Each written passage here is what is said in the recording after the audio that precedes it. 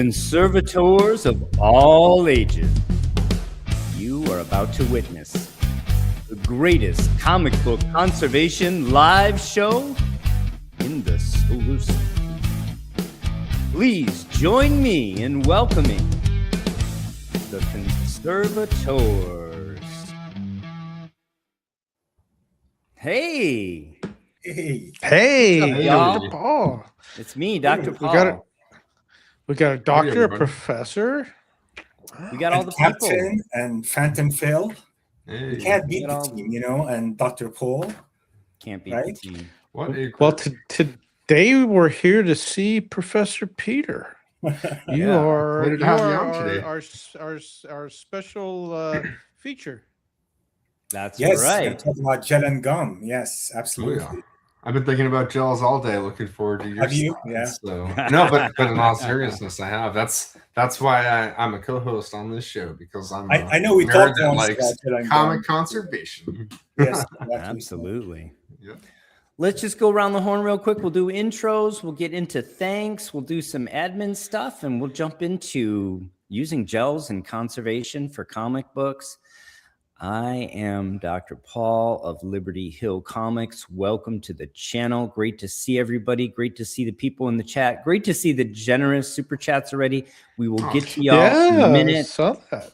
Let's say hi to our returning guest host, Professor Peter Alachi. Welcome, sir. How are you? How have you been? It's been a little while since we've had you on. I've been frazzled. We started the school already. I mean, last week we didn't have any lecture this week, but next week we start lectures, right? And I have a number of labs and lectures I'm doing, so kind of Awesome. busy catching up with things, right? It Today keeps I you lost- young, though. I know, right? I lost an Amazon package today, Oh, and I brought it Oh, to the house, and then I couldn't find it. I asked my wife Liz. I said, "Did you take the box?" She goes, "No." I said, "Then somebody must have broken into the house and took the box because the door was open."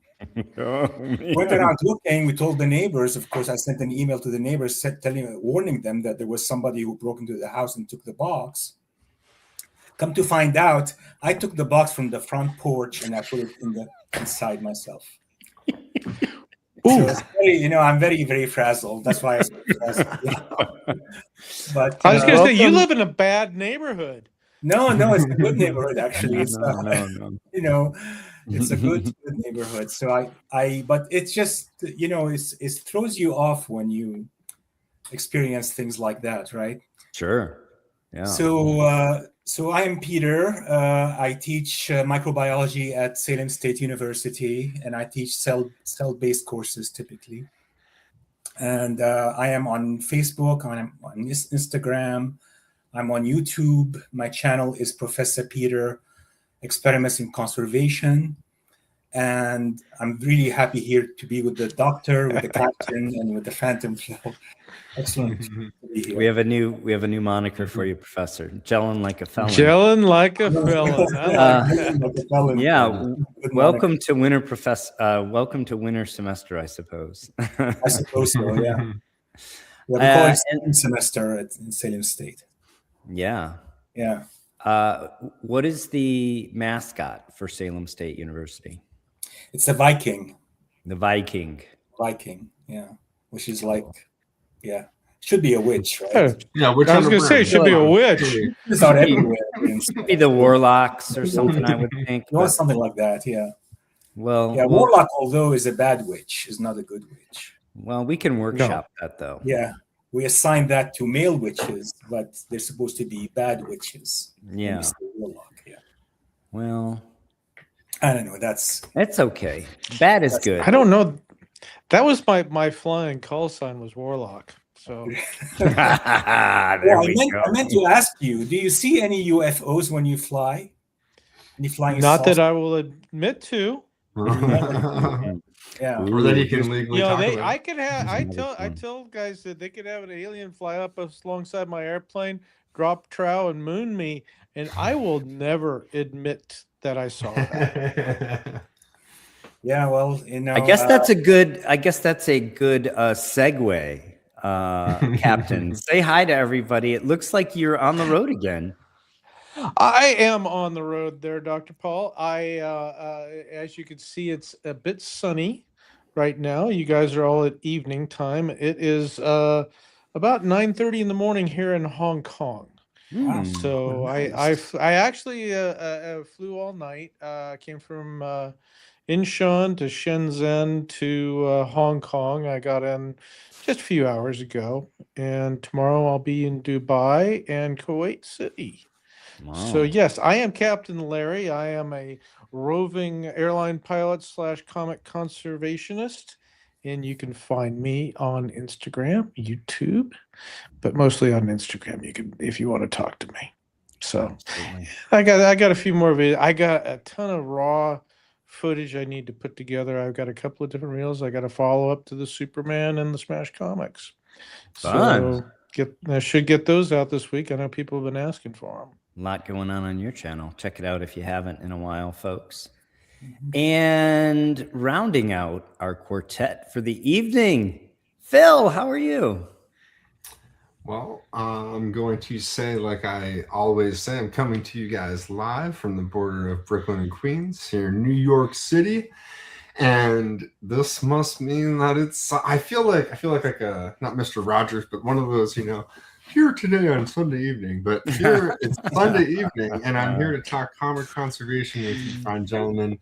In all seriousness, I've been thinking about Gels, Professor Peter, because I knew we'd be having you on. I've been really looking forward to it. This is as much an education for me as it is for our viewers and the people that are interested in conservation. And on that note, I'll just say, just real quick, you can find me on Instagram at Phantom Comic Studios, this website right beneath my name here.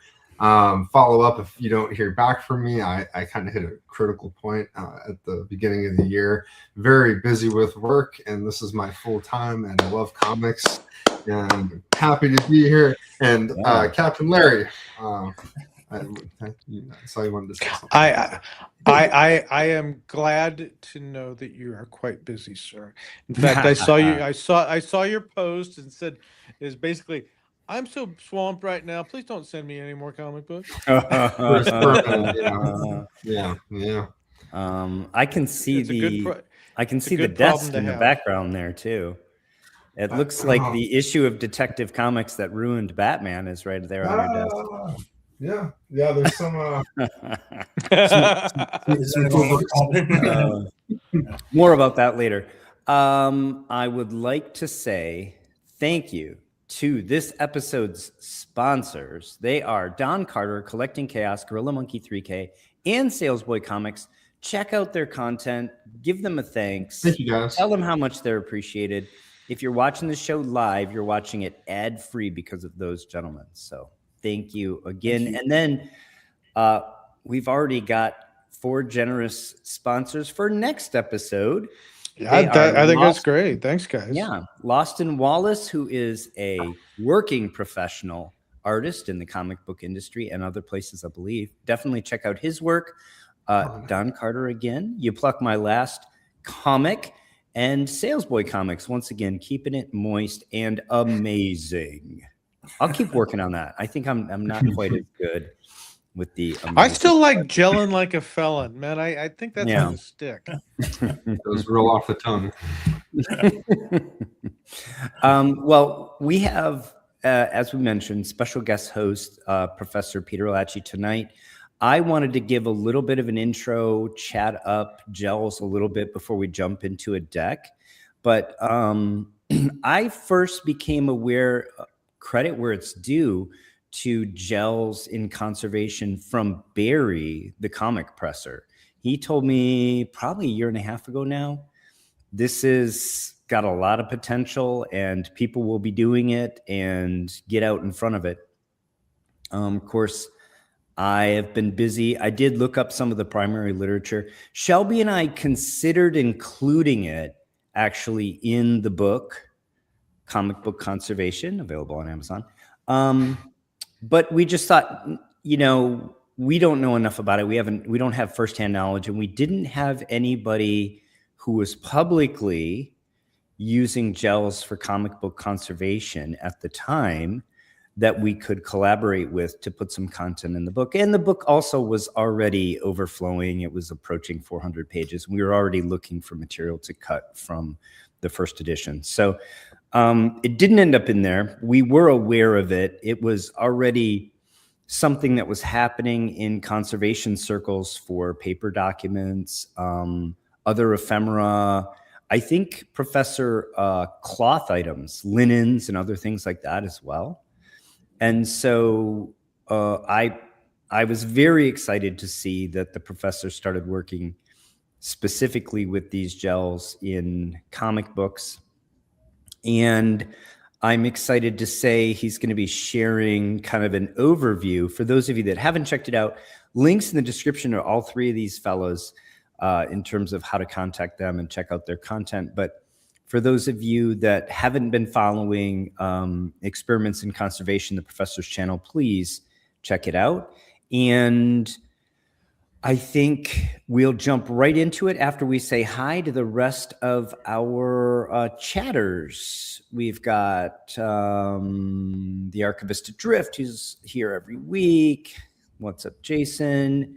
All of our sponsors we've already mentioned. Oh, another generous super chat from Collecting Chaos. Thank you so much. We got Mike from McPart 2 shows up as Rom here. Salesboy Comics, Billy Pilgrim 1089, JCP, all the sponsors are already mentioned, all the super chatters. Loston wants to say the professor's been doing some great stuff with gels on his channel, of course, and we're excited to have him here to talk about it today. Let's see, what does this say? Oh, hey, Jordan. The gel tastes great too. Does he mean the gel? Gels, yeah. Jerry, welcome to the channel. Glad to have you here. Welcome, Jerry. Yeah, we'll have the jitterbug back on soon. All right. Well, without further ado, we said hi to our chatters and we gave a little primer for this. You know what? I'm not on the correct starting slide. Here we go. Let's throw it up. I think this may go to full screen and then I have to adjust it. Sorry, folks. Here you go. Yeah. Yeah, that's okay. Normally we have the talking heads. There we go. There we go. There you go. There's been some changes on StreamYard, and I'm not quite used to all of them yet. You see, we also reverted to. Well, I'll sort them out later. Take it away, Professor.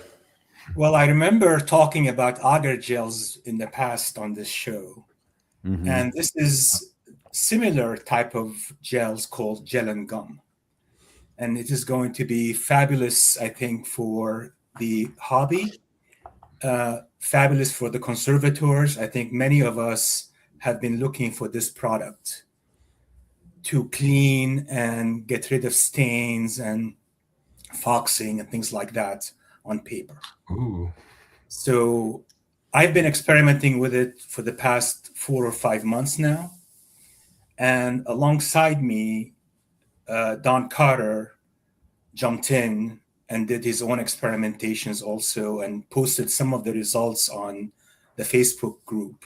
Right. Comic book conservation community in Facebook for Exactly. You boomers that are still on Facebook. And that encouraged other conservators. Jason, the Archivist Drift, for example, did some videos on his channel showing the Gellan Gum slabs and explaining them to his followers. And recently, Dylan, Salesboy, jumped in on this also and had a video on that. So I think increasingly in the last 5 or 6 months, I think we've been introducing Gellan Gum and hoping that people will see the benefit of the Gellan Gum. And typically, we use like little cutout of the Gellan Gum, but I've been doing slabs instead. Sure. Right. Yeah. Ooh. A slab like this. Oh, nice. Here, let me continue holding that up. Let me Yeah. feature that for a moment. So this is a gel on Lexan, I assume, plexiglass. plexiglass. It's an older gel now. It's shrunk a little bit and it's dirty, as you can see. So all the tannins and the stains got into it from the cover of a comic book, and that stuff is, you can't reuse it. But I kept it just to show you guys how it looks like, right? Yeah. Very cool. But usually it's very wet. Yeah. It has like the consistency of a Jello shot for those of you that. I mean, I can break this. I don't care, right? You can actually rip it. Yeah. Just don't eat it. Just don't eat it. Yeah. No, actually, you can eat this. It is edible. Yeah. Dylan said we use this in cooking to make the sauces a bit thick, right? Yeah. Professor, you have nothing to prove. You don't have to eat that right now. It's okay. No, but I'm not going to eat this stuff. But one of the byproducts of the breakdown of the oxidative breakdown of paper is actually vanillin. And so it wouldn't shock me. Part of the nice smell of old pulp paper books is actually the vanillin. And it wouldn't surprise me if even a dirty one wasn't edible and maybe even not unpleasant. I don't know. Maybe that'll be what I do for my first video on gels. Yeah. I would say this is entirely non-toxic, right? Of course. You're not going to die. Gellan Gum, you have betaine in it, which is people take it as supplements sometimes. There's like calcium acetate in it and some other things, but nothing in it is toxic, right? Right. And even the dirty byproducts of cellulose, hemicellulose, and lignin that we bring out of the paper are all just natural, if not edible, at least non-toxic products, right? Non-toxic. At the concentration you're dealing with, it's non-toxic. Right? Yeah, of course. So Okay, so next slide, Dr. Paul. Absolutely. So Gellan Gum, let me put my glasses on so I can read. So Gellan Gum is a natural polysaccharide. In other words, it's a glucose polymer, right? Derived from a bacterium called Sphingomonas olidae. Used to be called Pseudomonas olidae in the old days. And the bacterium basically makes this gellan as an exopolysaccharide to enhance its competitive fitness and survival and attachment to surfaces and the making of biofilms, right? And then scientists noticed it and they said, what is this good stuff? And they extracted it, and they've been using it pretty much since 2010. So the Italians were the first to notice it, and they were the first to use it 15 years ago, 16 years ago. So not that long ago, right? Right. So I noticed it in watching videos on YouTube of various conservators using the Gellan Gum. I was like, it is just like agar. Why don't I just try it? So it is like agar in its application in conservation. It has a matrix that is mostly water, right? It's like 2% Gellan Gum and 98% water. Right. It has a finer mesh than agar. And what it does, it gradually controls the water and material exchange between the slab itself and the paper. So that stuff ends up migrating from the paper into the gel, and the good stuff migrates from the gel into the paper. If that makes sense, right? I also think of it as similar to a poultice in that the surface of the gel, if it's exposed to the environment, is evaporating off fluid. And so therefore that creates a mass transfer that draws out of the paper, right? So that's another way to think about the method of action here. Exactly. So these bad contents you have in the paper, like acids and tannins and stains, end up diffusing according to their concentration gradient, right? And typically in nature, things diffuse from regions of high concentrations to regions of low concentrations. And here you have these tannins and stains diffusing according to their concentration gradient, meaning anything that is in the paper is going to diffuse out of the paper and into the gel. Anything soluble. Anything soluble in the water, right? will diffuse, and larger molecules diffuse at a slower rate than smaller ones, right? Yep. So I guess just in terms of how it's practically used, you're wetting the paper by spraying it, and then you're applying the gel. So that water interface is sort of where all of the magic is happening here in terms of how things get pulled out of the paper and get transferred into the gel. Yeah, the water is key. It's providing the moist environment, right, through the this incubation phase, and this guarantees it is the solvent here you're using. Anything that dissolves in water is called a solute in chemistry. So you have this water and solutes, and anything dissolves in that water is going to be carried by the water back and forth, right? So the water is the milieu here that is causing this magic to occur, right? Yeah. So you need, and by water, typically it's buffered water, right? We're talking about calcium hydroxide buffered water. Exactly. 25% calcium hydroxide is what I use. You can use saline if you want. You can use even regular tap water. In our hobby, of course, we use 25% calcium hydroxide. That's what I use. So the Gellan Gum essentially is absorbing these soluble degradation products. And it's been useful also in removing stuck-on paper. Like I had this, I'm working on this comic book right now, right? Nice. In very bad shape though. And it had a stuck-on paper on the back, and I ended up removing it with Gellan Gum. This was all stuck on here on the sides and here and there. So I ended up just removing it very easily. After like 1 hour, everything was, you can just peel it right off. Right. Wow, nice. There's maybe the mascot for Salem State at some point in the future. There you go, the witch. Yeah. I love this cover, but oh, it's great. It's a low grade copy, All right, so that's a photo of clean Gellan Gum. When you first pour it, it's very foamy like that, and it'll have the top surface maybe a bit uneven. So what I do is I flip it upside down. So I use the bottom side of the Gellan Gum. You cast this in like a Pyrex baking dish or something like that. Yeah, something that can take it, right? You want to pour it kind of rather fast, right? Within the first 5 minutes. Unlike agar, you can leave it at room temperature for like half an hour, nothing will happen to it, right? If you leave Gellan Gum for half an hour at room temperature, it'll solidify on you, right? Yeah. But at 80 degrees, it goes solid on you for some reason, right? Yeah. So 80 degrees centigrade. So I like to pour it as soon as I take it out of the microwave. Once it bubbles is when I pour it into a, let's see, I have silicone, right?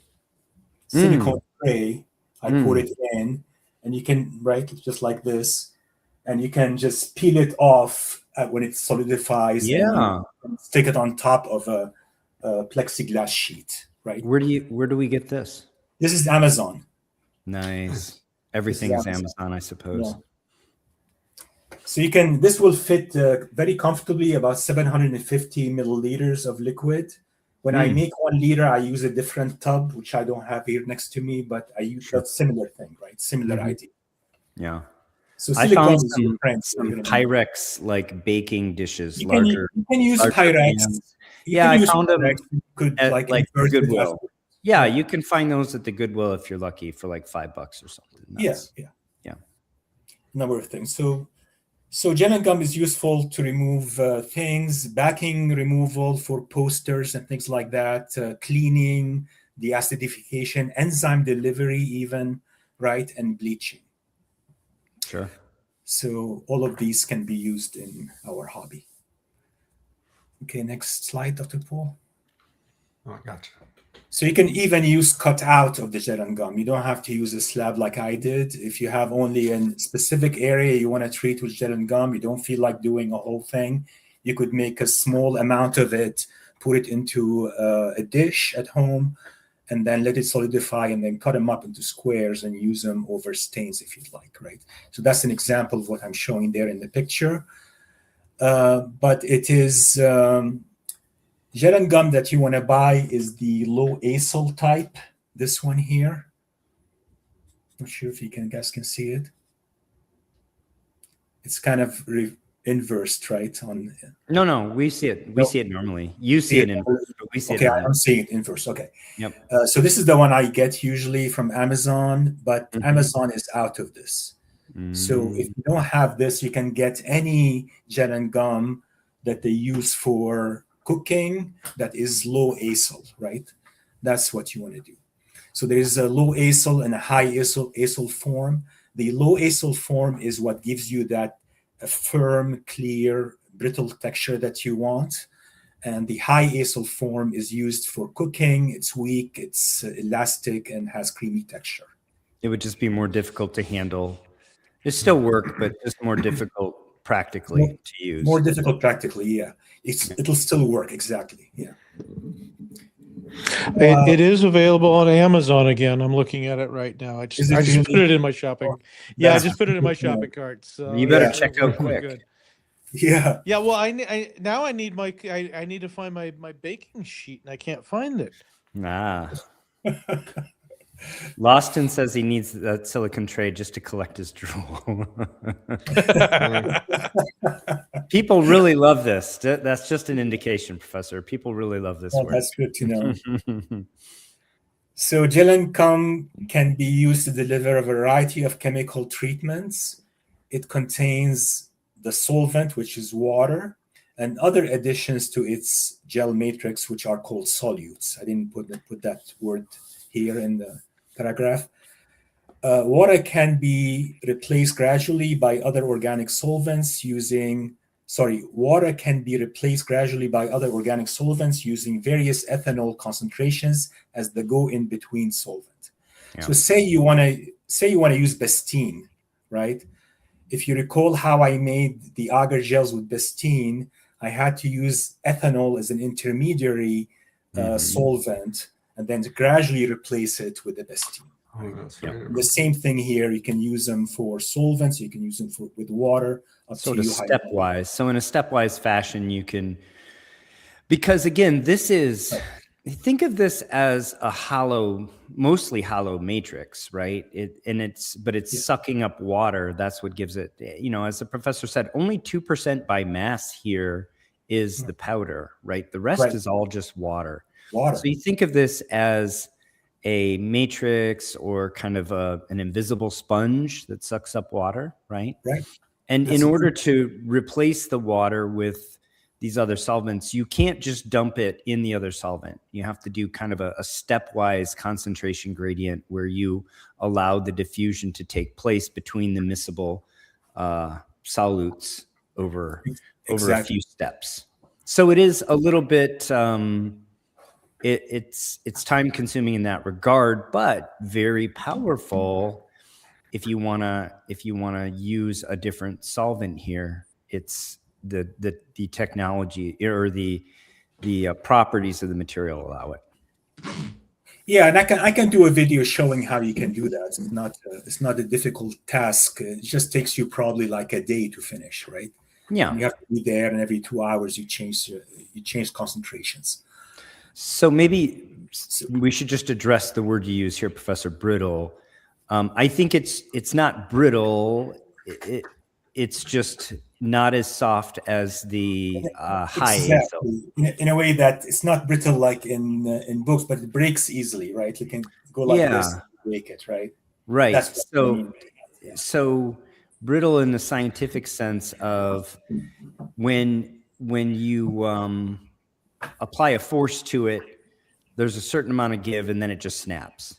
And that give, relative to the high acyl form, that give before it snaps is actually quite low. So that's why it's called the brittle form.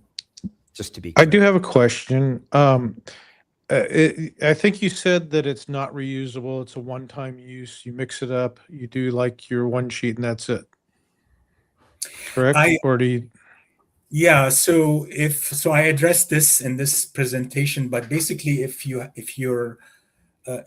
examine your your Gellan Gum slab, and it's still relatively clean after the treatment of the cover, I would use it again second time on a different cover.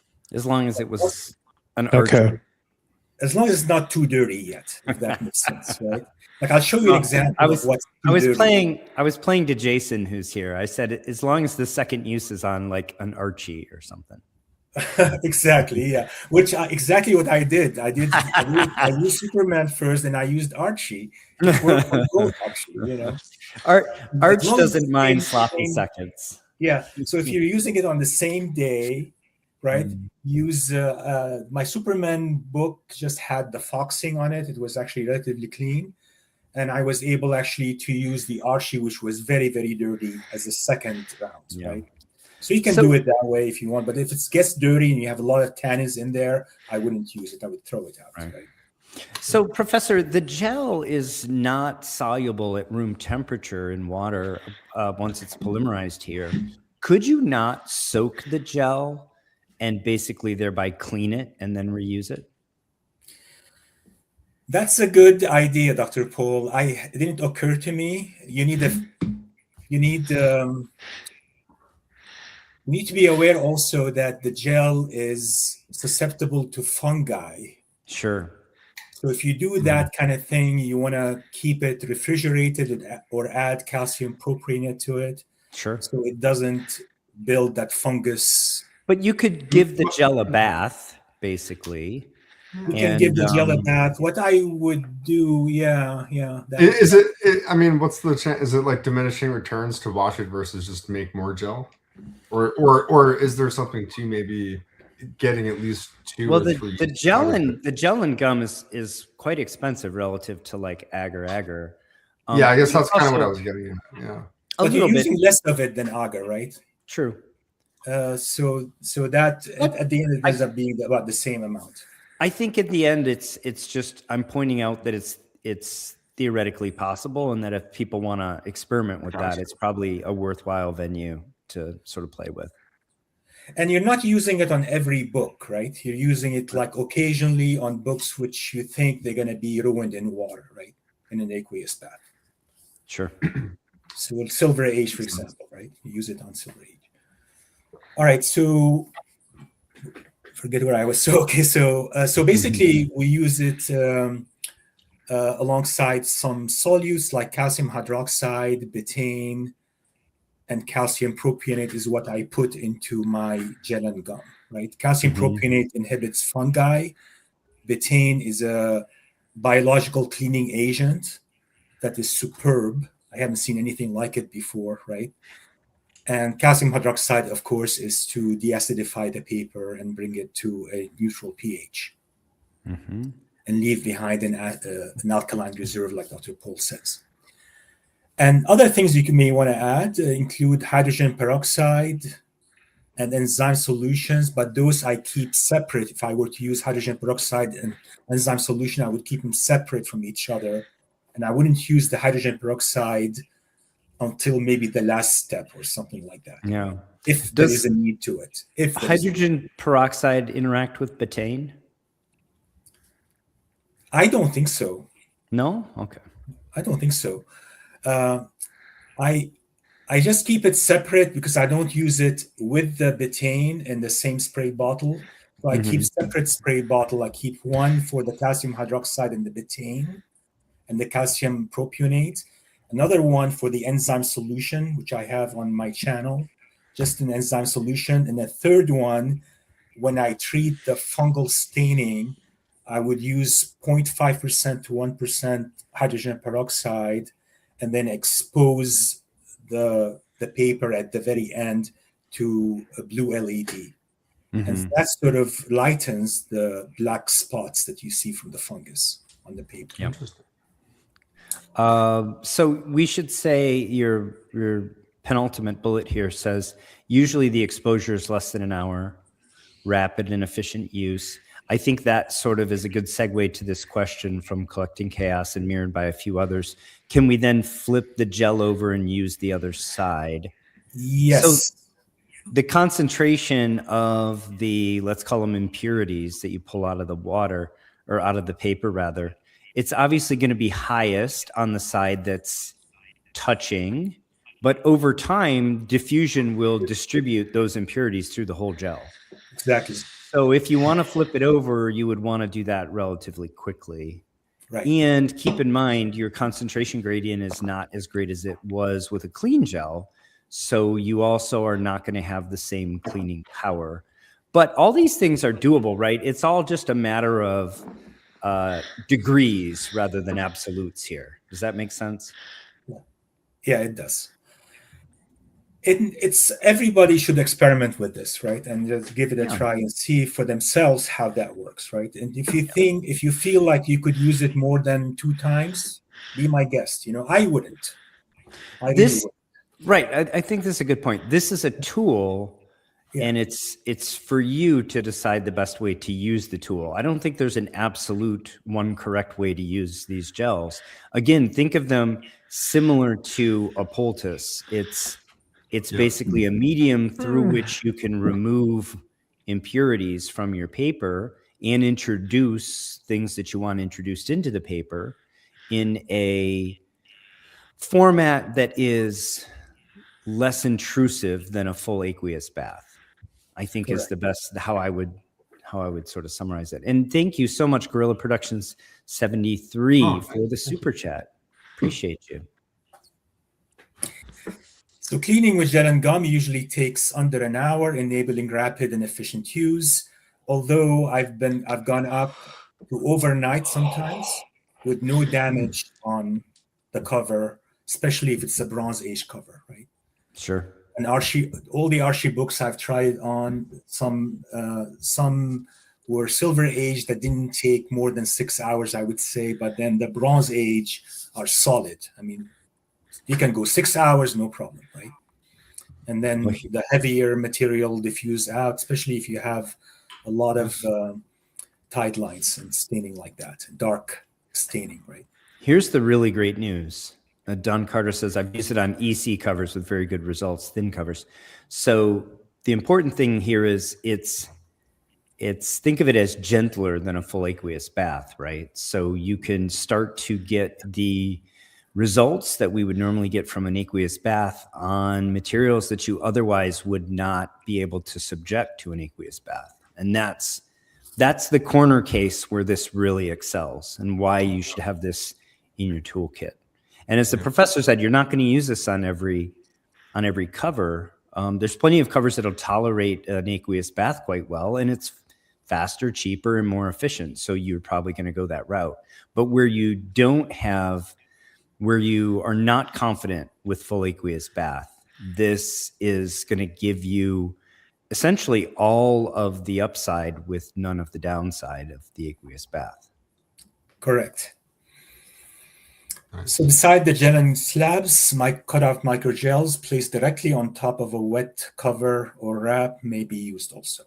So you can do that also, right, during the cleaning process. Yeah. And that's what I'm showing there. All right, next slide. So expectations. Stain removal and lightening of tanning, right? This cover is a Schomburg cover. Oh, familiar to Captain Larry because he worked on it in the past. Mm-hmm. And this was I know that book. Yeah. Mm-hmm. This was extremely tanned, and look at the color now. Looks much beautiful. Much Much better. beautiful. The inside, on the other hand, is still slightly tanned. You still have tan on the inside, right? But it's much improved. If you saw it Now, would before. you use this on the interior as well? So I place the when I do it one way, right? And you can try it both ways, right?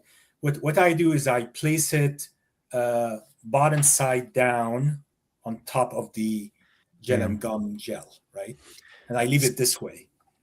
So, and then I wet the top. I remove the remain from the top after I wet it, and I let it sit. So, right? so it there and let it sit, basically. So what we're seeing here, the before and after in the stain transfer there, that's from the inside covers. Yeah, that's from this after 1 hour. Okay. Gotcha. Yeah. Okay. Yeah. Okay. That's that- actually a good segue to one of the main questions. I have a couple of questions I prepped, just to make the just to make the show interesting for the Yes. professor. One here is the way that if I think about gels like a poultice, then the idea would be more. I want to have one face of the gel exposed to the atmosphere so that I can have evaporation off that face, which then pulls from the other face, right? Right. It creates a Mhm. pulling action. Mhm. So if I think about it that way, then the way that I would set the work up would be an impermeable surface, then my work, meaning the comic book cover, page, whatever, then the gel on top exposed to atmosphere. But you do it the other way, I which do it the other way. I'm sure works. And I'm wondering if you experimented or you have thoughts on why one method would be superior to the other. It occurs to me, paper down, then the gel would give the greatest diffusion out of the paper. Yeah, that would make sense. Like when you use cutout, that's how you're doing it, right? You're putting Right. the cutout on top of the paper, right? Right. This to me seems like a logistic problem. It's like inverting it while the paper is there. Like how are you gonna do it, right? Without Maybe if Jerry the Jitterbug could roll it, and then unroll it. I understand he had a lot of experience rolling things in the 60s. Yeah, it's just that's like that did occur to me, is to put the gel on top of the paper. Right. But That's how I was but thinking then you about have it to too. invert it somehow. Yeah. I'm wondering if after you cast it, if you can kind of peel it out of your silicone tray and allow it to sort of lay right on top of Flow the work. directly on top of the I just invert everything. Or if it could be done just between Hollytex and then flipped or something like that. Yeah. Is it an obvious question to say when you're doing this, are you going to work it from? Are you going to expect? To Yes, work you it from were. both sides? No, actually, I think Jerry and I are nearly the exact same age, and I was also not alive in the 60s. I knew it as I said it, but it just seemed more in the rolling seemed more in line with the 60s than the 70s when we actually grew up. But. Professor, Yes. when you're doing this, are you doing it with the thought that you're going to work both sides of the paper and expose both sides to the gel? Yes, Like so kind of That's a good Yeah. question. Yeah. So I have tried that, and on the books that I have tried it on, it didn't make a difference, right? So if I did one side, right, the bottom side of the cover on the gel, or the reverse, it didn't really matter much, right? Yeah. But the reverse side has all the colors. I didn't want to mess up with the colors. Exactly. No, if you're only going to pick one side, then you do the inside cover. So that Inside makes, cover. and it's one. Jason made a good note of that in the comments, I think. And unless I'm misunderstanding what he said that's to prevent scratching against the colors. But that's just like always a consideration for me whenever I've done like tape removal, for example, and I'm putting it in the solvent bath. I'm almost always putting it cover side up, because when you're moving it around in the tray, just that, like, you don't think about that kind of abrasion, but that amount of abrasion friction, can amount to color loss. That if you're going to have it happen on the inside cover or the outside, choose the inside cover. So yeah, Exactly. so that makes sense. It makes sense. The same kind of principle. That's the logic of this, right? Yeah. So it would seem to me that it's not, as you've found out empirically, Professor, it's not necessary to do a gel on both sides or to flip it once or anything, because the diffusion power we're talking about here is much more powerful than the amount of resistance to diffusion that the paper would give you. Meaning it can pull from the surface of the paper just as easily as it pulls from the other side of the paper and through the paper. Yeah. In other words, the weight of the gel on top of the paper is not going to matter much, right? Right. And but also the diffusive power here, the suction, if you will, to put it in kind of layman's terms, is great enough that it pulls through the paper without any real resistance. offered by the paper. So It's just not necessary to do both sides. And I think that's answers this question, why not a sandwich? So in addition to not being necessary and being more complicated than is necessary, you actually want to create that diffusion, and you want to have a surface that's evaporating to help speed along the diffusion that is occurring. So if you did a sandwich, you have less of that evaporative effect in terms of total surface area per volume of gel. okay, might I ask though, if we're going to do this from one side, why not do it from the cover side? Being that is a leading question, I know. I think it's because you're more likely to accidentally have it pull out colors. Do you mean the So that exterior? Captain, when you yes, say the cover, so you mean the exterior. the exterior Or of the cover, or the obverse, and why, if it's going to pull color, why would it pull color? Because it seems to me that this is much more gentle than doing an aqueous bath, which yes, we can lose color that way. I'm just thinking you would pull more of the filth out of the book by doing the exterior side versus the interior side. So it's more precautionary, I think, step than anything else, right? I've done both sides. I've done the inside, and then I flipped it over on the cover. I did that on the Archie book that I will show you soon. And that actually worked also. And it didn't damage the colors, didn't do anything. So if you do it carefully, I don't see why not. Yeah, because I don't hesitant expect, yeah. Yeah, I would be hesitant about doing it with Silver Age, because now you're putting it down on top of the slab. You have the remain there, and you have that friction now, and who knows what can happen, right, with speckling and everything else. So Don Carter's just confirming that he's used Polytext to flip. Yeah. So I typically, what I do is I keep it on the bottom side, and the top side, the cover side, basically is going to stay without any Polytext or remain. Right? Mm-hmm. And it's face down as you do it. It's face down on a smooth, impervious surface. Yeah, exactly. Mm-hmm. And I cut the gel so that it's exactly the size of my book, slightly, overlaps, here and there.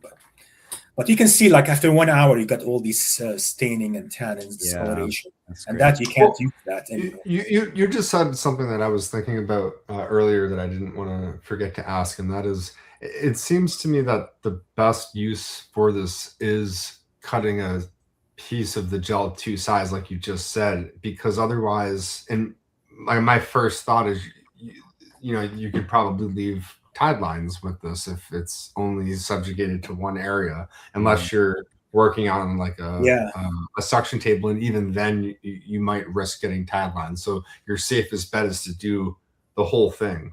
You don't want to use it on a dry paper. Certainly, that's when you get the tide lines. But if you spray it with calcium hydroxide and then put on these little gel pieces, fair enough. Fair enough. It won't create the tide lines.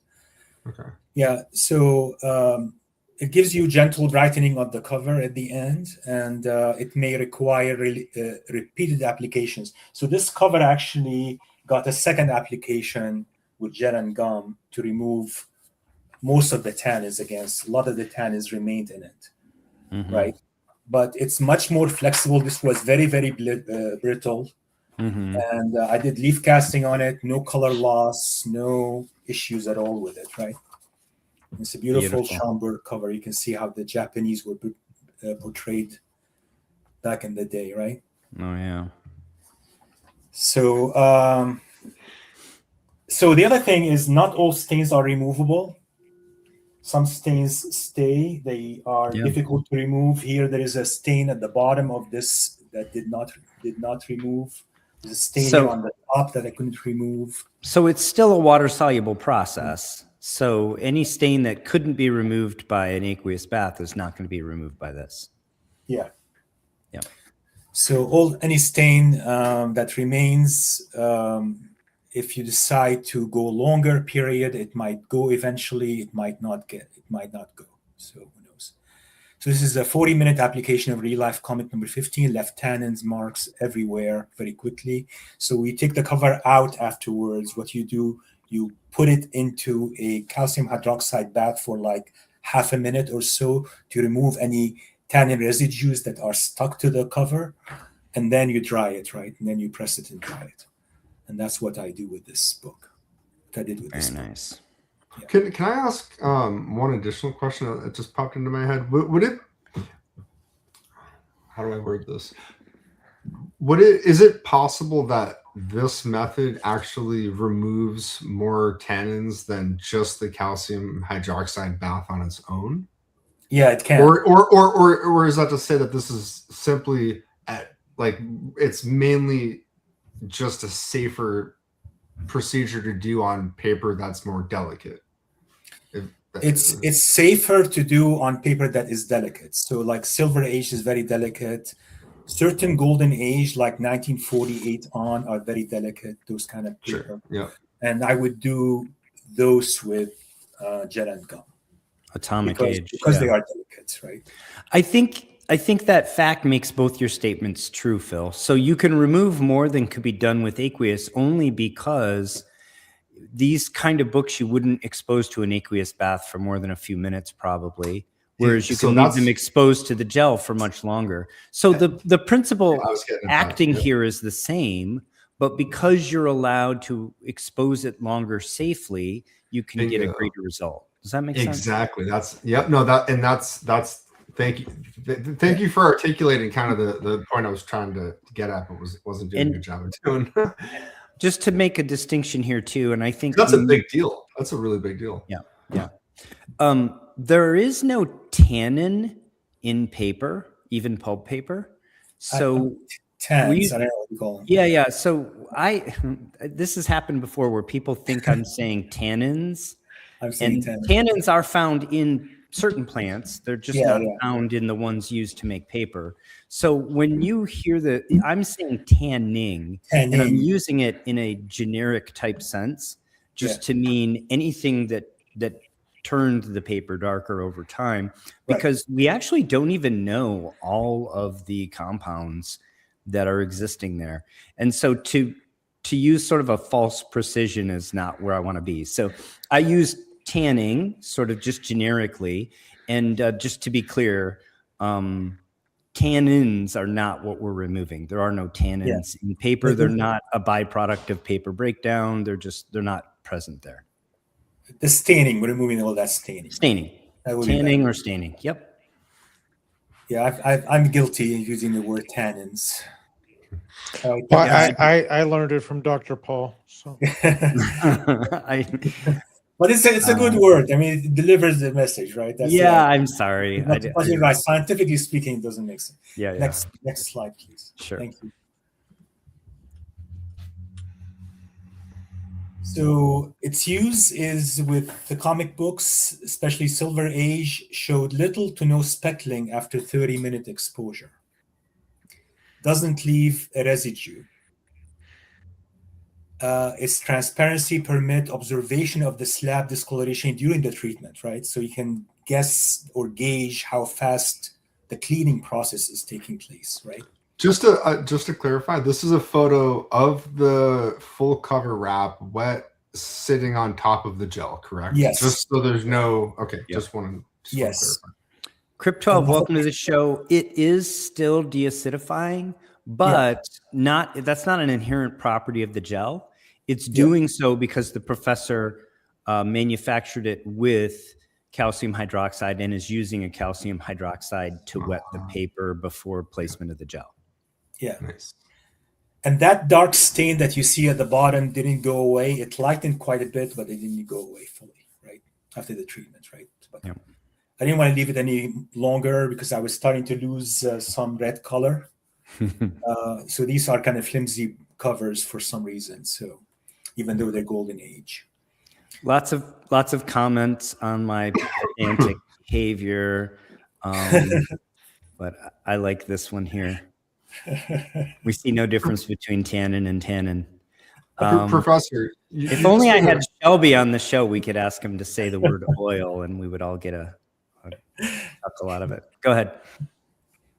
I was just going to say, so we know that in like traditional calcium hydroxide washes, you'll hit a point if you're going for longer washes where you'll see the color, the bath change the color. So, and we know that it's at a reasonable level. So if you're going to leave it for 10 hours, you're not going to expect to come back and not see some change if it's, you've done several baths. So I guess what I'm getting at here is in a similar fashion, it's to say that when I asked earlier how the gels allow for a deeper cleaning, you can do that, but it's not like an infinite amount. Like you just said, the reds here were coming out. So you can get away with longer than just your traditional 3-minute long or 4-minute long calcium hydroxide baths, but you're not going to be able to have it sit on the gel for 6 hours, over repeatedly without starting to have some, like you're going to get color loss. It's going to happen, and it's going to happen at some point. I would be very hesitant with certain books, right? Some books I am willing to try, experiment with, and see if they take the 6 hours, right? If they need the 6 hours. And I have. Life with Archie here is one example. I'll show you this book in a second. And I've taken books overnight even, right? Extreme, just to see the effect on them. And there was no effect. I mean, just simply the difference between the 3 hours and the overnight period was the same. It didn't make much of a difference. If you left it longer, it didn't make much of a difference, added benefit to it, right? So you can leave it as long as you want to, but keep in mind that some colors will be sensitive. Some covers are more sensitive than others. And usually within an hour, you see most benefit within that 1 hour, right? Yeah.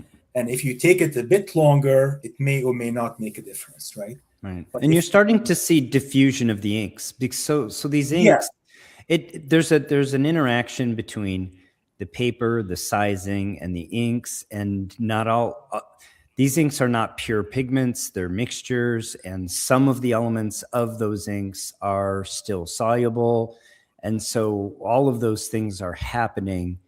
And again, this is a more controlled, Lawson has a specific question, specifically with Silver Age books, with the gel as a carrier, doesn't cause the speckling or lessens the risk.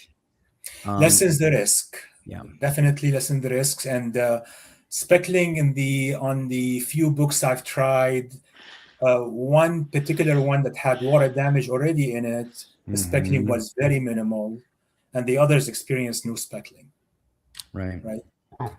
Oh, and then one Golden Age I tried it on had no speckling at all after I dried it, but then I went ahead and I did silver. I have it here. I can show you. It's one of my last slides, actually. It's a huge advantage. It's tragically, it's Superboy number 4, 1948. Was to me, it came out great, but if you look closely on it, there was some speckling because of the leaf casting I did on it after the fact. Right? So the rubbing action of the remay and the pressing caused that bit of speckling to occur afterwards, right? Yeah. And that is a tragedy for me, because this book, to me, came up perfect, really, at the end, but except for that speckling you see on the Superboy part. Yeah. So you have to be careful. You have to assess it afterwards, and if you have to do leaf casting afterwards, you have to be ready for some speckling. Right. And Don Carter's confirming that it decreases the possibility in his hands, and he likes to keep exposure times to 30 minutes or less. Yeah. Professor, could you say that it could be safe just to do a light brush coating of methylcellulose over the areas that you might anticipating some speckling, just to kind of add some extra protection? That won't harm it, I would imagine. I haven't tried it, but I would say that wouldn't harm it, right? Right, Dr. Paul, what do you think? I think that's not at all. Yeah. It's okay. Yeah. Okay, so let's see, where are we? Drawbacks. Not all stains are removable, and leaf casting, as I mentioned earlier, can leave speckling afterwards, especially on Silver Age, right? Or any Golden Age books from 1958 on, I would say, right? Depending on the publisher. So you got to experiment with things. Yep. All right, next step, Dr. Paul. Next slide. Yeah. So the ingredients I use are low acyl Gellan Gum between 1.7 and 4%. I typically use 2%, right? 2% gels would be 20 grams of Gellan Gum per liter of 25% calcium hydroxide. And then I add to it calcium acetate. This is mandatory. You add it as part of the process because it helps make that matrix, that Gellan Gum matrix, more solid, if you will. Right. The polymerization. And yeah. Okay. And I add fungal inhibitor because I don't want to really see fungi afterwards growing on my gel and growing on my book at the end, right? So you add calcium propionate. I add it at concentration of 0.5% or 5 grams per liter. And if the cover is brittle, this was very brittle, I added glycerin to it at 0.1% concentration, and look at it now.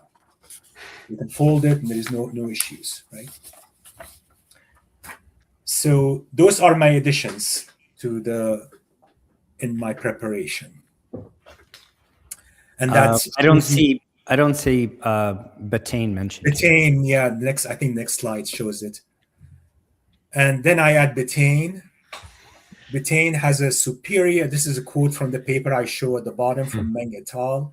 Betaine has superior deacidification, anti-deacidification, anti-aging, and reinforcement capabilities, which can provide extra support to the fiber structure in addition to cleaning the paper materials. And that's my experience with it so far, right? Whether you're using it on wraps or covers, that's exactly what it does, right? So typically for a liter, you add anywhere between 5% and 7% betaine. We're talking about a lot of betaine, 50 to 70 grams of betaine per liter. So this big bottle that you see here on the left-hand side goes pretty fast if you're doing a lot of... it goes even faster at Salesboy's place because he likes huffing. He likes to huff. By the way, he loves the smell. He loves the smell and he likes to huff it. So yeah, Salesboy sent me text about the smell. He didn't like it, and same thing with Jason. Jason thinks it smells like fish or. I can't. I have a Lobster's trait dumpster for smelling betaine, Dr. Paul. So does it go away? Does it go away, or is it the residual smell kind of? Is it a byproduct of the result? I can't smell it, and I don't think it stays in the paper. I think it goes away. Okay, that's cool. Yeah. What do you guys think? Did Jason? These guys would know in the chat. I mean, they seem to have. Yeah, Jason and Dylan would know because they would have probably smelled the cover afterwards. I don't think it smells. They smell at all. Sticks around. Yeah, sticks around. I can't smell it. I'm recessive for smelling betaine, I suppose. Yeah. So a liter of Gellan Gum that you end up pouring at the end will have a thickness of about 0.7 to 1 centimeter, depending on how wide your tub is. And you go from there, basically. You invert it and use it, right? Yep. Next slide, Dr. Paul. So you end up gathering all the powder ingredients and you put them in the 25% solution, and you put it into the microwave and you stir and stir and stir and stir, and then you put it in the microwave. And then every 3 minutes or so, you stop the microwave and you stir it again. You want to try to get rid of all the lumps. You want that solution to be lump-free, right? The propensity of Gellan Gum is to aggregate and make these lumps, and complete hydration of the gel will occur at 80 degrees centigrade. You end up seeing almost like lump-free solution, right? But you keep stirring it every few minutes, right? In my microwave, it takes 12 minutes to complete the full boiling of the Gellan solution, right? Once I have it now boiled, I take it and I put it into my silicone gel or tub, whatever I have, right? And I put it within, I would say, 5 minutes. If you wait longer, you're going to get hardening, you're going to get uneven surface. And when it spreads, it doesn't look too appealing, right? Mm-hmm. It doesn't have the same structure to it when you pour it as agar. Agar is easier to pour, almost like liquid Yeah. gold. This one Yeah. is more like lava almost, right? Volcanic Mhm. lava. I wonder if you could make it more liquid phase feeling if you degassed it. Like if you put this under a vacuum and got the foam and the bubbles out, if it would pour more sort of smoothly. Yeah. I would think it would, because you're with the vacuum. I use that in a painting process. Pull all and epoxy to pull all the air bubbles out. I use a vacuum chamber. That would make sense. Yeah. Although, I mean, it's just mostly cosmetic in this case, right? It's not like. Yeah. Yeah, I suppose that's true. Yeah. Unless it affects the not being smooth affects the interface with the paper. Probably not dramatically though. The bubbles Not are small dramatically. enough. They're kind of micro bubbles, right? Yeah. Yeah. They're not making a difference on that scale. Yeah. Nice thing about this, Dr. Paul, is that say you pour it and it's not even and there's a lot of lumps and upside down and all that, you could actually cut it up again, put it in the same bowl, stick it in the microwave again. Oh yeah. Yeah. Hey, thanks, Aubrey. Thank you very Aubrey, much. thank you so much. Welcome to the show.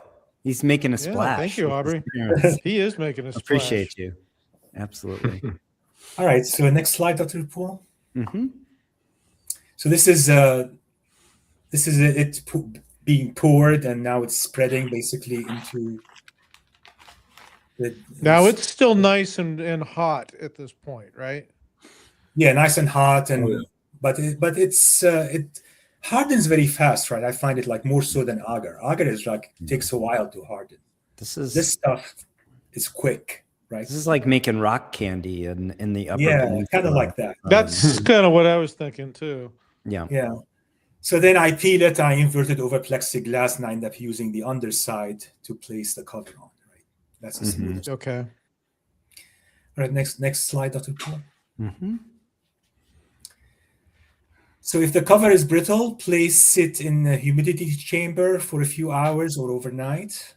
I had to do it with this book, and I did it also with the Superman for like a couple of hours just to get it a little bit. And the cover must be flattened in the press to ensure better results. So start off with a flat cover. Make sure it's nice and flat. Yeah. Just a comment on the pre-humidifying, essentially, right? You know, it's highly recommended in the literature, and Dylan told us it's really one of his tricks, or what he swears to by for getting universal grade for these washed, moderns. So it may seem tedious. It may even seem unnecessary. You may say, I'm just going to throw this in water anyway. Why would I take the time to humidify it before putting it in water? But doing that, again, that stepwise introduction of the water to the paper is productive and useful. So just wanted it can be a difference between having reinforce that. Yeah, it can be the difference between having a spine that stays put throughout the process or having a split spine, right? Yeah. So that's one of the things tongue that's actually twister. interesting. It's interesting. The mechanism by which it works, Professor? No, go ahead. Tell me. It actually slows the absorption of the water when you place it in the aqueous bath.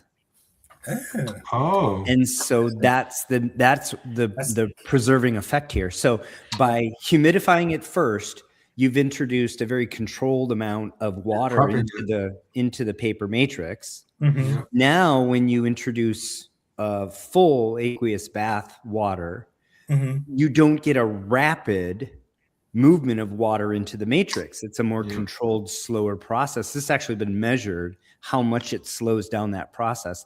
That is the protective process. And that's why, for those of you that have been longtime viewers of the channel and you've seen some of my older videos, I humidify paper before introducing to aqueous bath. So that's great. So the cover then is sprayed on both sides with water. So basically, we're using the Margaret, what's her name, Hay Haze. method. Right? The haze, yeah. Mm-hmm. We put the water in first. That allows to sit for a few minutes, and then you flatten it over plexiglass sheet. So that's what I'm doing here. Just water and then plexiglass sheets flattening. Next Also, slide. make sure that you don't get shrinkage by doing it this way. You don't get as much shrinkage, right? Mm-hmm. The cover then is sprayed with on both sides with solution of 5% betaine and 25% calcium hydroxide.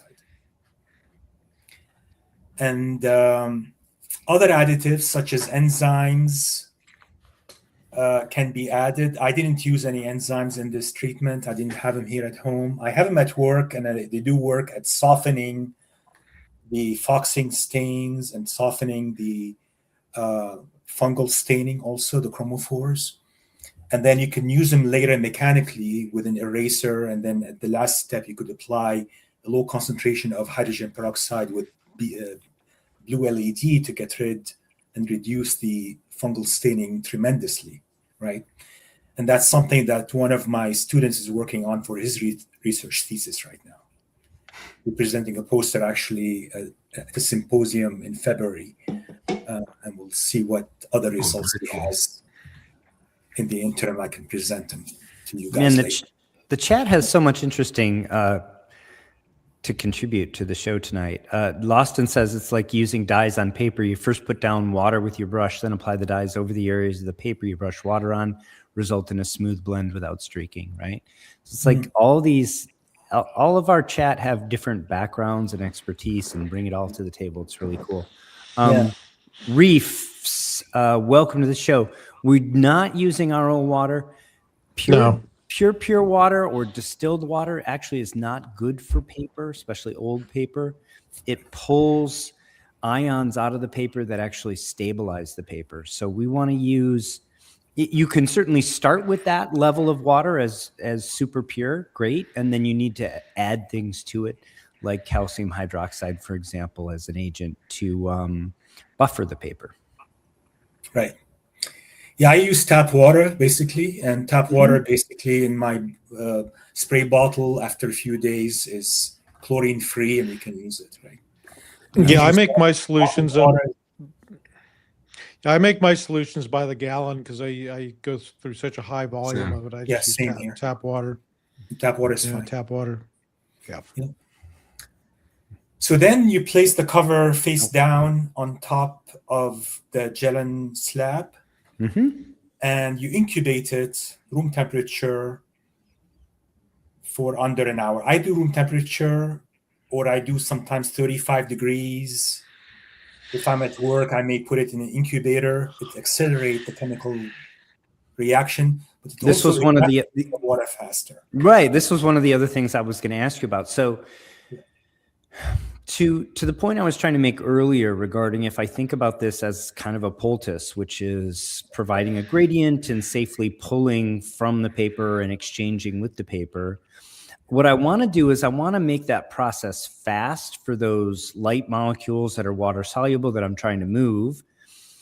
And I don't want to expose it long enough for the slower, heavier, less soluble molecules of the ink that might tend to move around. So I want to speed this up. This is one of the reasons why warm aqueous bath works better than room temperature aqueous bath, because you can get a greater cleaning effect in less time, and therefore you can then arrest that movement of the ink and move on to drying sooner. So one of the things you could do here is same idea. You could, for example, do this in an incubator, do this at an elevated temperature, maybe even do this with a little bit of airflow over the top of it to accelerate the evaporation. These are all things that you could play with. So again, the idea being we're trying to explain to you some tools that are available to you as conservators, and it's up to you to experiment with ways to apply them, I think. Because I don't think there's one correct answer here, but those are things that may benefit the use of the gel, is sort of speeding up the action of the gel so that you can get the soluble things out quicker without moving the only only sort of partially soluble things too much. Right. So I've tried it both ways, right? 22 degrees and room temperature at 35. Here at home, we keep our home nice and dry, and we live in a brick building.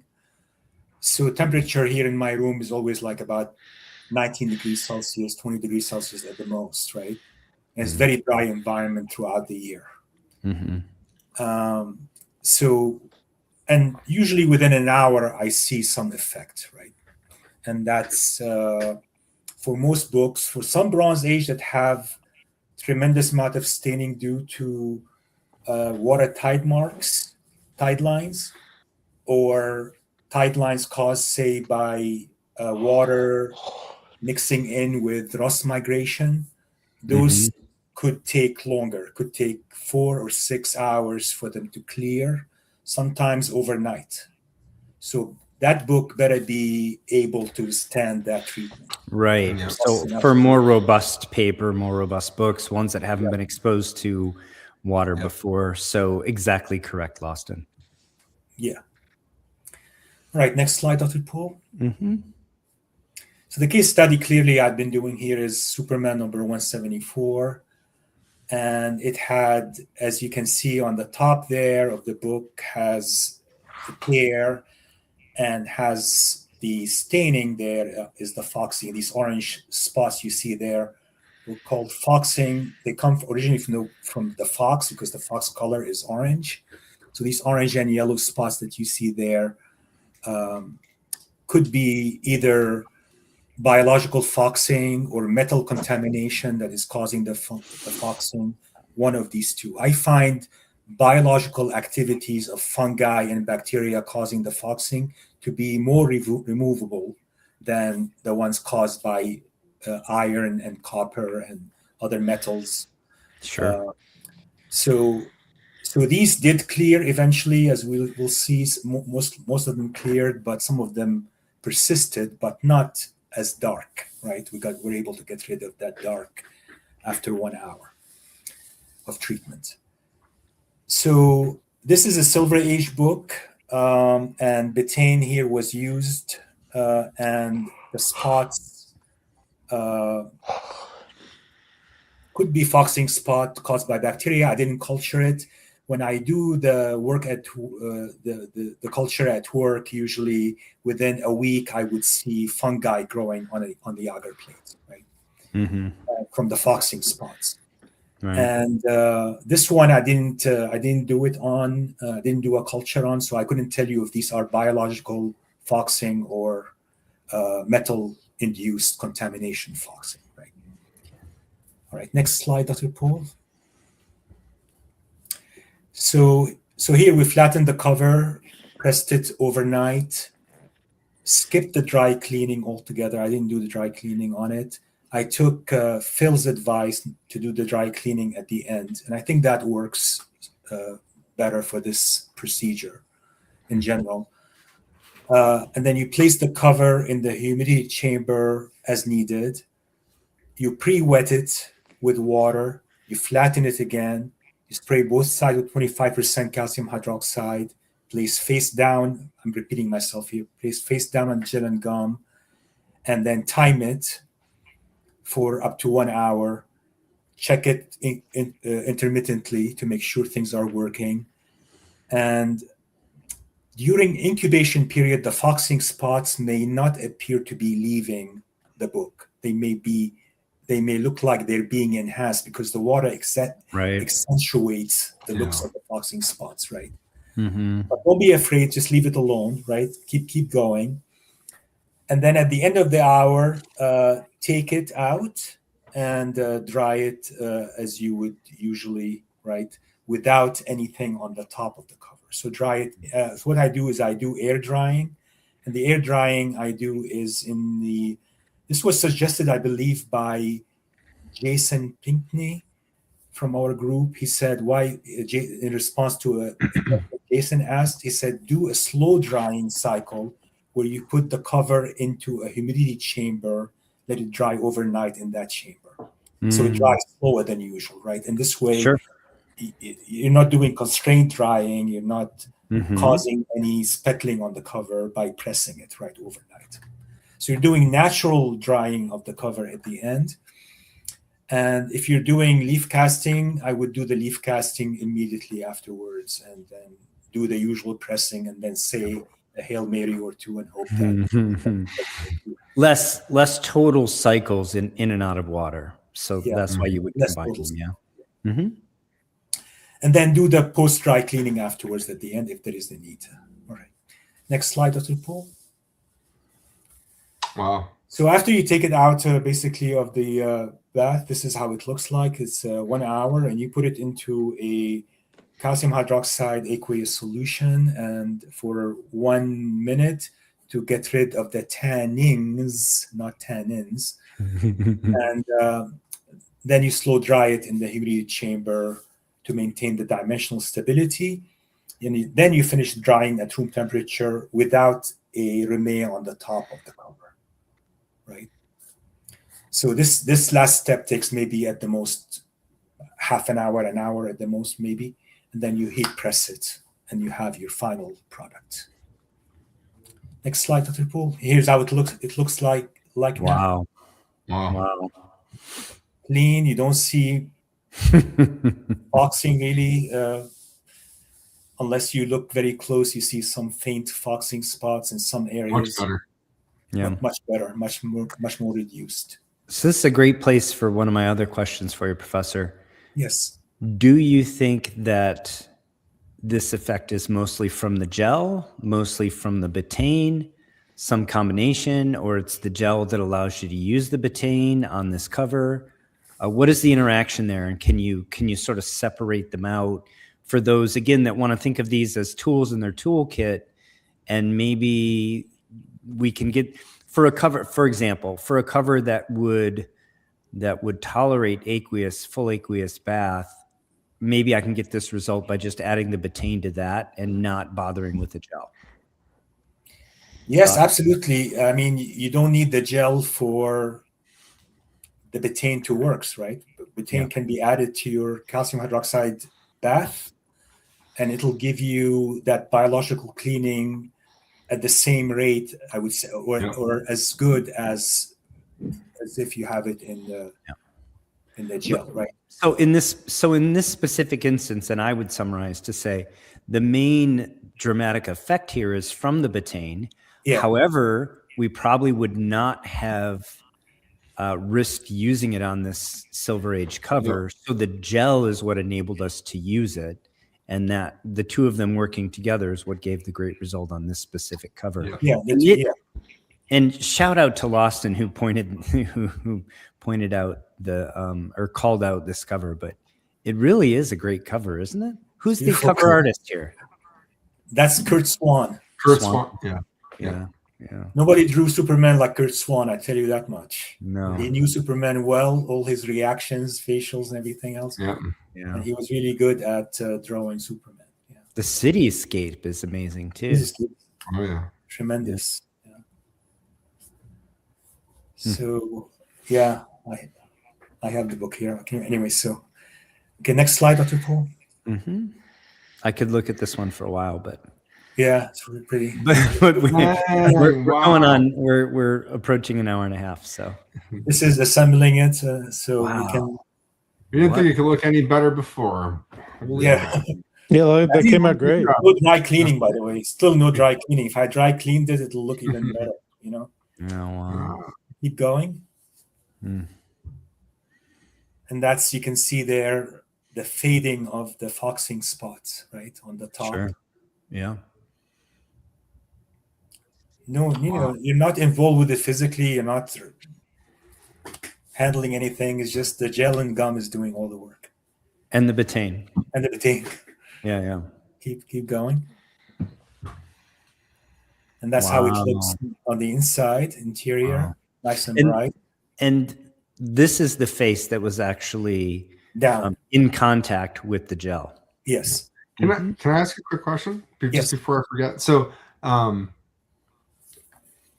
does the paper have a feel to it? like if you were to close your eyes and feel the texture of the paper, would you have the thought that this paper's been cleaned? Like something that's gone through this much, or not necessarily, in your experience? Yes.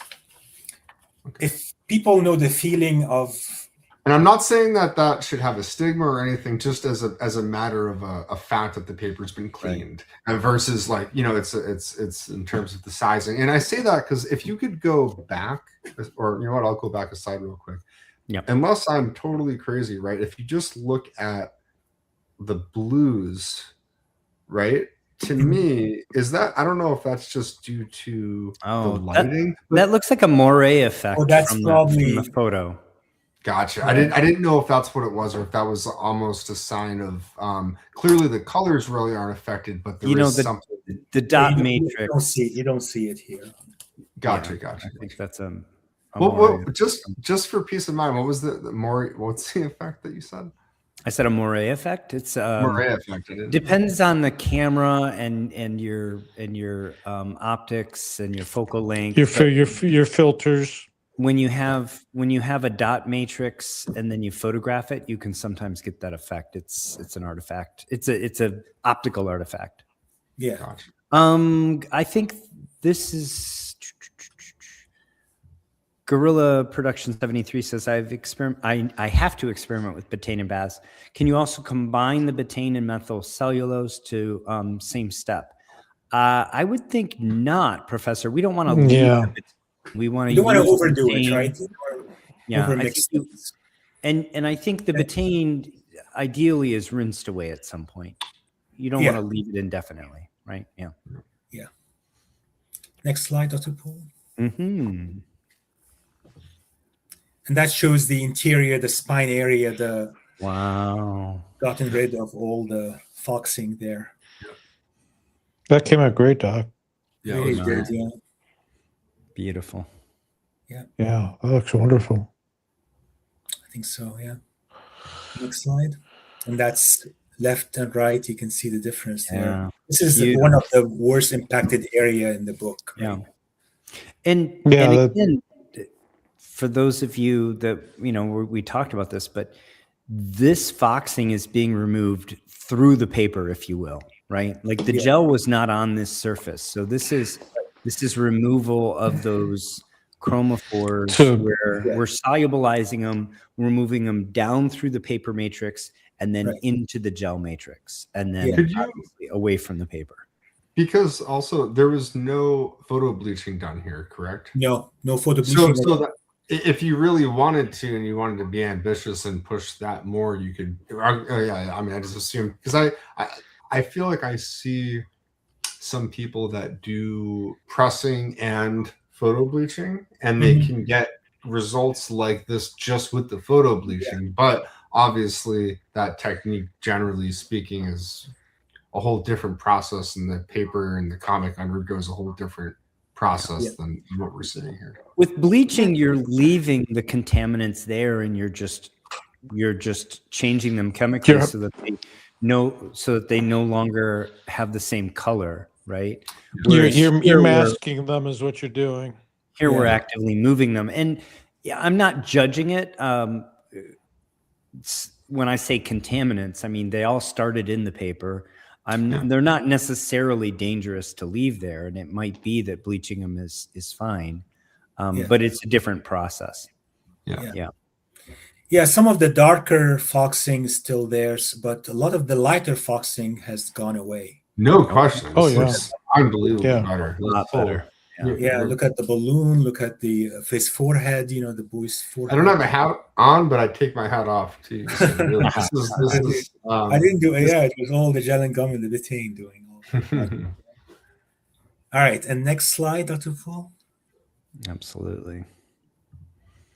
And that's what happens to the Gellan Gum if you had biological foxing on the comic book and you leave it on and you go away for the weekend, you come back on Monday and you find fungi growing everywhere. Ask him how he knows.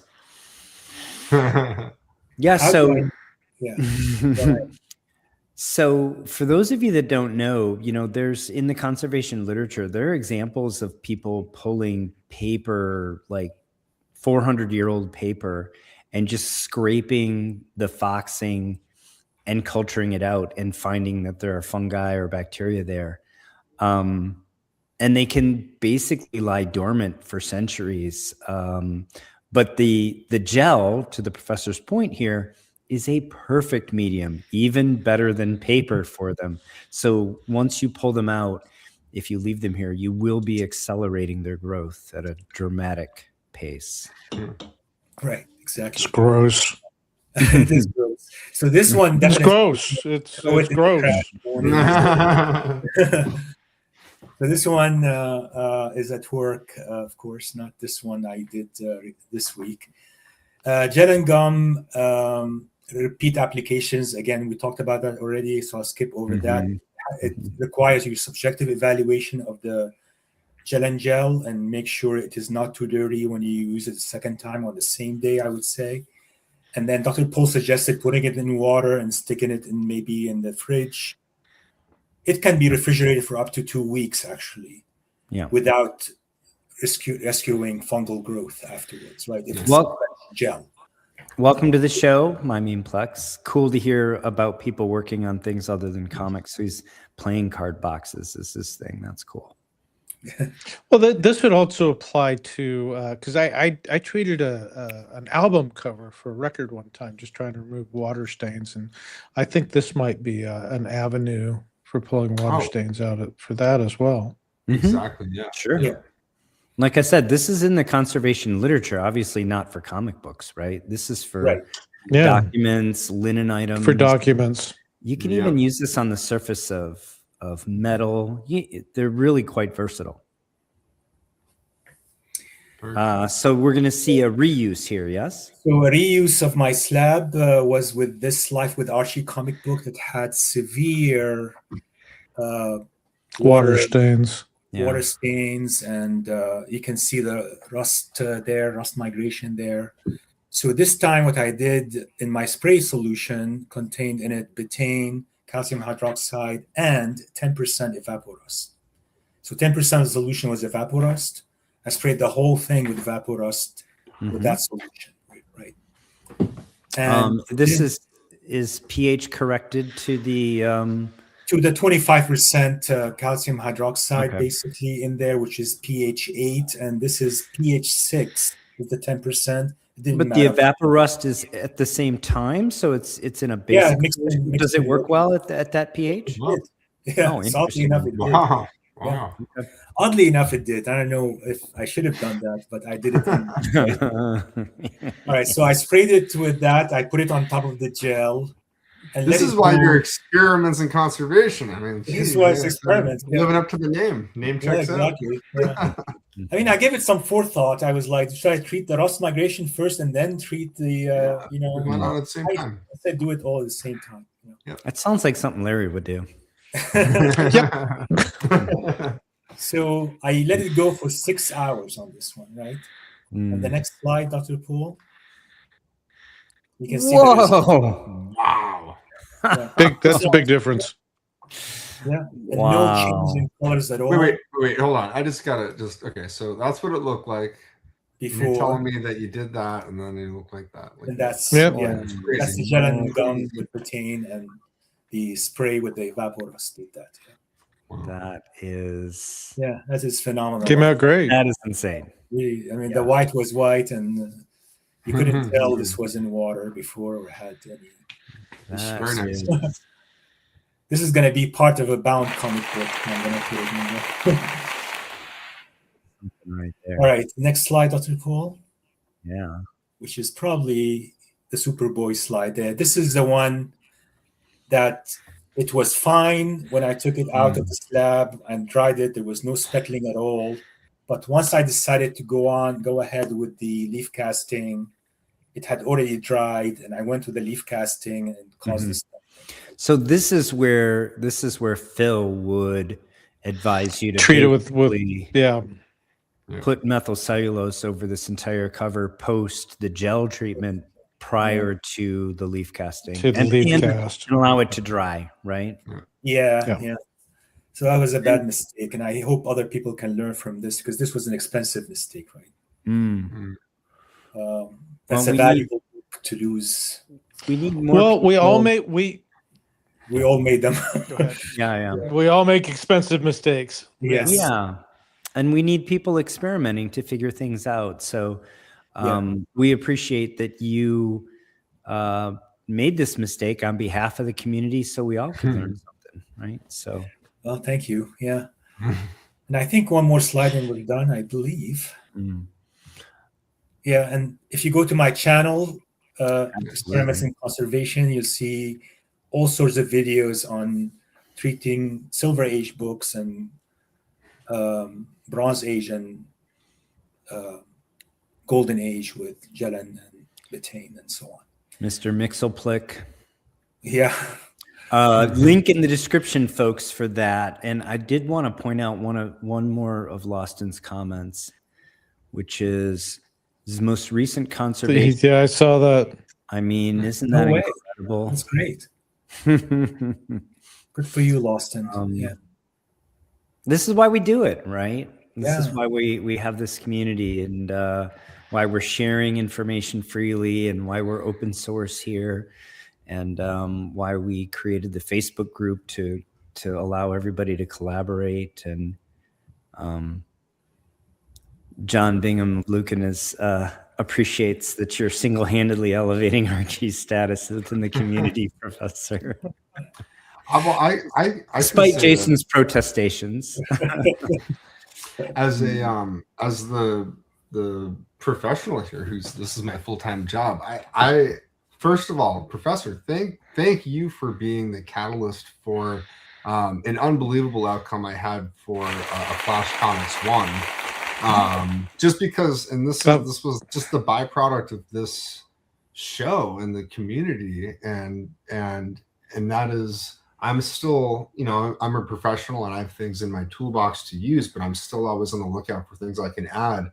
And I've had moments in the last several years I've been doing this where I'll do a big job and I'll realize, wow, if I tried to do this a year and a half ago, I didn't have this one tool that would have given me a better outcome now than it would have before. And that's just part of the paradigm shift we're kind of experiencing now, because there is an active community working towards things where it didn't exist before. You were kind of on your own, and to read some of the conservation literature that wasn't directly being applied on comic books. So thank you. I just want to say, as a professional doing this as my full-time job, thank you so much. Because seeing this, and kind of having the real-time thought in my head of, wow, benefits of being able to wash restored brittle books with gel, just how this lets me do my job in a more efficient, better way. That's why I was really looking forward to this show, and this is definitely, I always try to me rewatch too. the show. This is one that I'm definitely gonna play back at least a couple times. I have not tried the Gellan Gum yet, and I feel like I'm behind the curve behind you, all of you guys, and this was very educational for me, and I'm definitely going to try it. I've been working on a couple of the books the guys know about that are like the Batman 5 and things like that have some serious foxing to it. Mm-hmm. And I'm looking for a way to get that foxing out. I've tried my methods and they didn't work well enough. Not for my standards. So I want to try this. Yeah, it's great. And I tried the betaine, see if that works. Yeah, that's my first thing. It's just like while we're sitting there talking, I'm sitting there over here filling out Amazon on my phone right now, my shopping cart. So if you guys miss out, I bought all your stuff. I'm sorry. Good for you. Oh, they'll find more. Well, we always end the show with gratitude, and I think that's a great segue into sort of wrapping up what was a bit of a long show, but I think absolutely worth it. We had a lot of engagement from the chat, and again, thank you so much, Professor, for coming on and sharing with us. And I hope you have a great semester there with the Vikings. Thank you so much to the chat. Thank you for the sponsors of this show. Once again, they are, wow, we have so much chat here. We have a lot of Before- sponsors before there. you talk to Don the sponsor- Carter.